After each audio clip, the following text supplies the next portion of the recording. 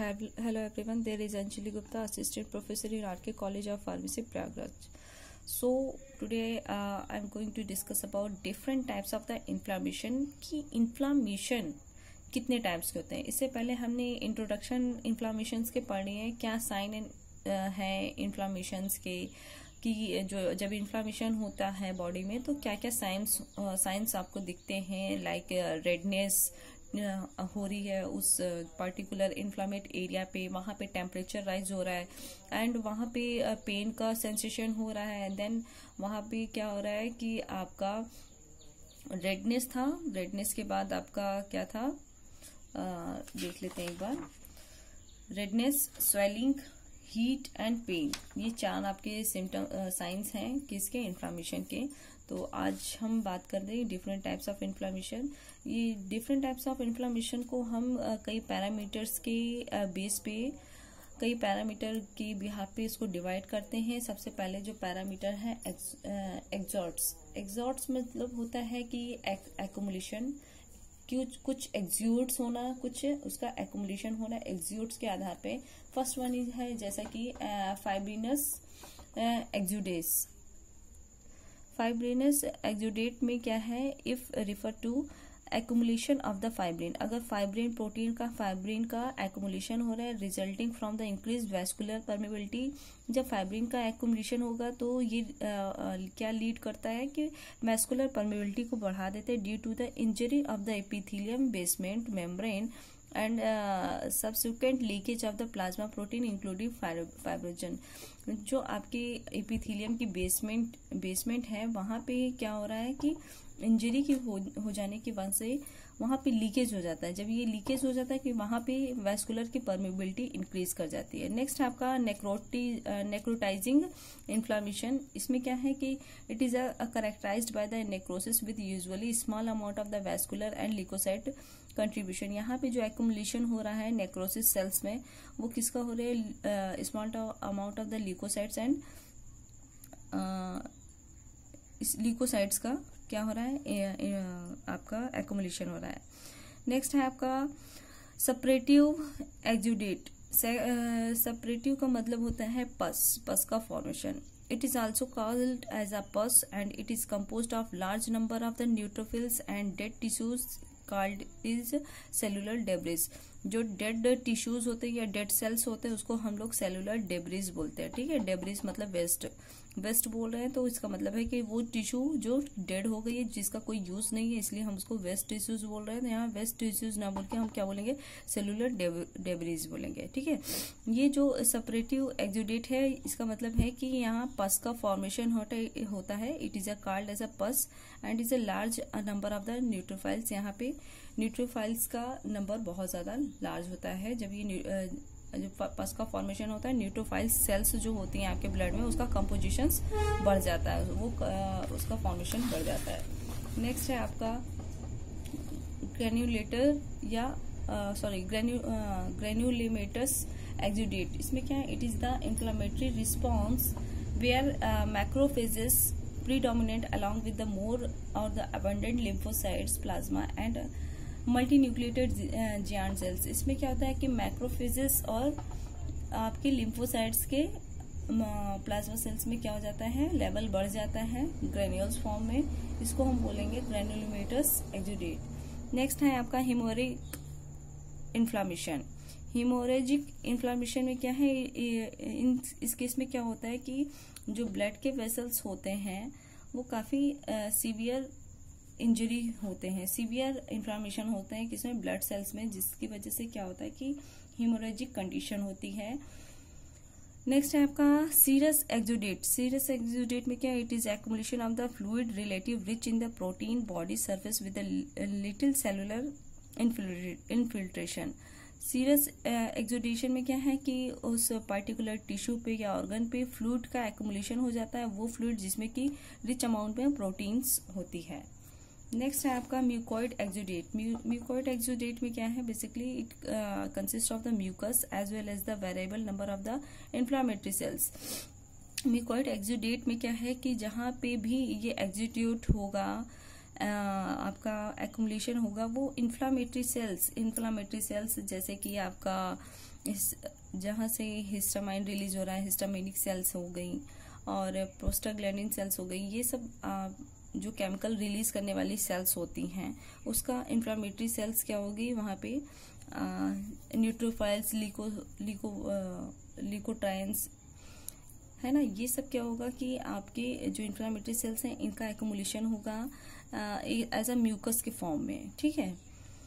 Eosinophils inflammation. In this case, eosinophils are the primary inflammatory cells. Sometimes eosinophils may contain granules to give a green tingy tissues. कभी कभी क्या होता है कि जो eosinophilic inflammation होता है जिसमें कि eosinophils का एक्मुलेशन हो जाता है आपकी स्किन में, आपकी वेसल्स में, जिसकी वजह से क्या होता है कि वो पर्टिकुलर एरिया क्या होता है थोड़ा ग्रीनिश दिखता है, वो टिश्यू थोड़ा ग्रीनिश टाइप का दिखता है क्योंकि eosinophils का कलर भी कुछ ग्रीनिश टाइप का होता है।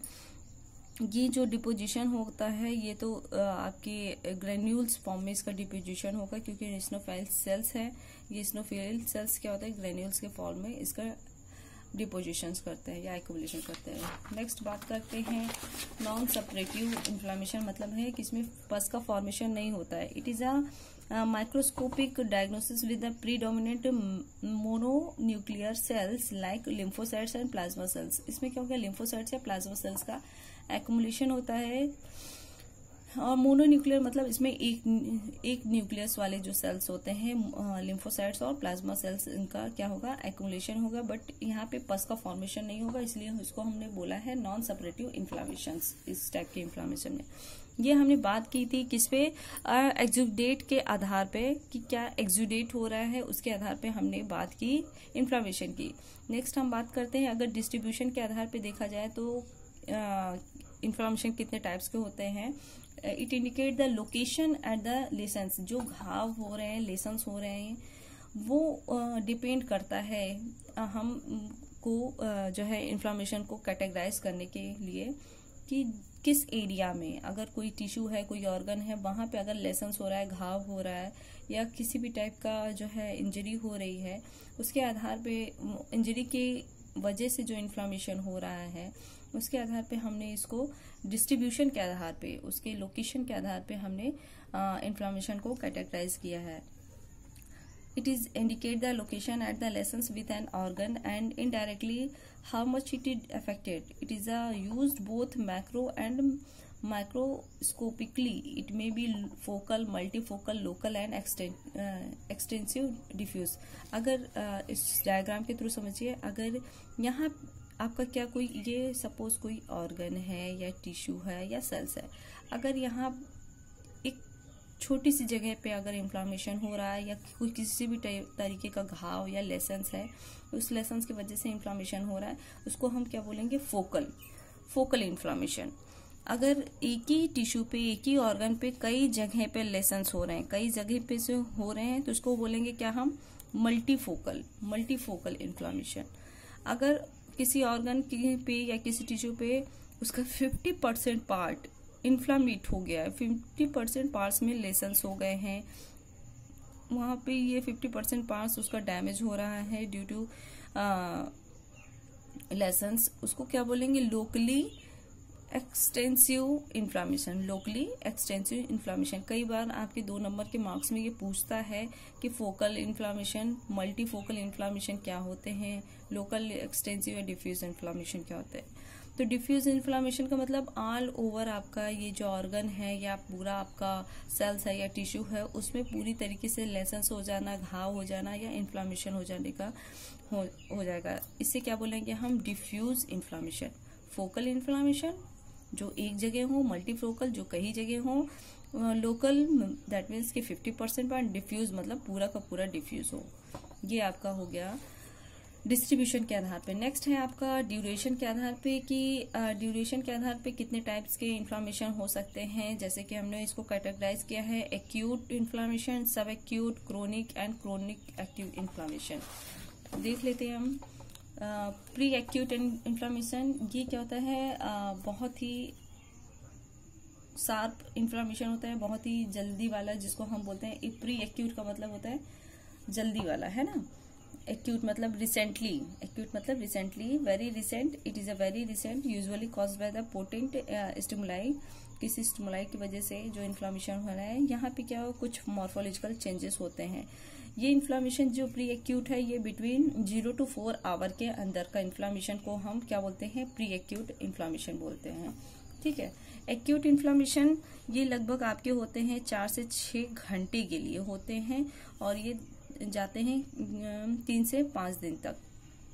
इसको बोलेंगे acute inflammation. Pre acute 0 to 4 hour, यहाँ 4 to 6 आवर्स से लेकर 3 to 5 डेज तक होते हैं। ये थोड़ा सीवियर होता है कह सकते हैं। इसमें जो आपका साइंस आता है, इन्फ्लामेशन के सारे साइंस आते हैं, warm, redness, swell, painful and loss of function. ये पांचों के पांचों जो साइंस हैं वो इसमें एक्यूट इन्फ्लामेशन में आ जाते हैं। नेक्स्ट है आपका it start from the few days to about 1 week. ये आपके आते हैं सब एक्यूट इन्फ्लामेशन। ये लगभग 1 वीक के आसपास होता है जो सब एक्यूट इन्फ्लामेशन है, कैटेगराइज किया गया है। ये 1 वीक के आसपास का होता है। क्रोनिक इन्फ्लामेशन क्या है, ये persist over a time to few weeks to month. ये लगभग कुछ महीनों से लेकर, कुछ सप्ताहों से लेकर कुछ मंथ तक होता है। इसको हम क्रोनिक इन्फ्लामेशन। सब एक्यूट 1 वीक के लिए, क्रोनिक इन्फ्लामेशन जो 1 सप्ताह से लेकर महीनों तक का क्रोनिक इन्फ्लामेशन हो गया।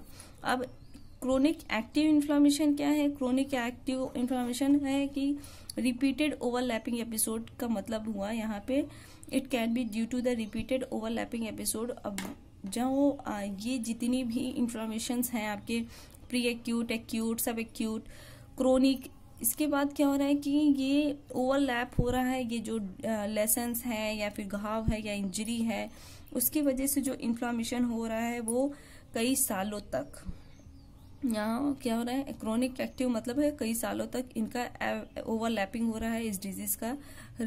इस इन्फ्लामेशन का क्या हो रहा है, रिपीटेड हो रहा है ये एपिसोड, या फिर ये आपका जो लेसन्स है या जो घाव हो रहा है, ये क्या हो रहा है, रिपीटेड हो रहे हैं वहीं पे आपके पर्टिकुलर एरिया पे, ये लंबे समय के लिए, लगभग 1 वीक के लिए। तो ये आपके ऑल ओवर इन्फ्लामेशन हो गए। एक और आपका है एक्सुडेट के आधार पे, उसके डिस्ट्रीब्यूशन के आधार पे, उसकी सीवियरिटी के आधार पे देख लेते हैं। अभी तक हमने देखा कि उसके टाइम ऑन ड्यूरेशन, सीवियरिटी के आधार पे जो इन्फ्लामेशन है वो माइल्ड, मॉडरेट और सीवियर बोला गया है। माइल्ड है तो दैट मीन्स टिश्यू डैमेज अगर होना है तो एब्सेंट या तो मिनिमल। यहाँ पे टिश्यू डैमेज होगा या तो नहीं होगा, या तो होगा तो बहुत कम होगा माइल्ड इन्फ्लामेशन में। इन्फ्लामेटरी सेल्स जो रिलीज होंगी वो बहुत कम होंगी। वेस्कुलर इन्वॉल्वमेंट इसका स्लाइटली वेस्कुलर इन्वॉल्वमेंट होगा। मॉडरेट इन्फ्लामेशन की बात करें तो कुछ परसेंटेज, सम परसेंटेज में टिश्यू का डैमेज होगा, रेडली ऑब्जर्व होते हैं, या आपके इन्फ्लामेटरी सेल्स इसमें रिलीज होंगे। इसमें क्या होगा, वेस्कुलर इन्वॉल्वमेंट में मॉडरेट एडिमा होगा and evidence to the haemorrhage की कंडीशन हो सकती है या एडिमा हो सकता है। एडिमा का मतलब ये होता है फ्लूइड का एक्यूमुलेशंस। ओके। सीवियर इन्फ्लामेशन आपका सबस्टेनियल होता है। सबस्टेनियल का मतलब इसमें टिश्यू का डैमेज पूरी तरीके से होगा, और जो इन्फ्लामेटरी सेल्स है वो अबाउंडेड अमाउंट में रिलीज होंगी। इसमें भी मैसिव एडिमा एंड हेमोरेज की कंडीशन आती है इसके वेस्कुलर में। Okay, thank you everyone. Next video lecture में हम नेक्स्ट टॉपिक डिस्कस करेंगे।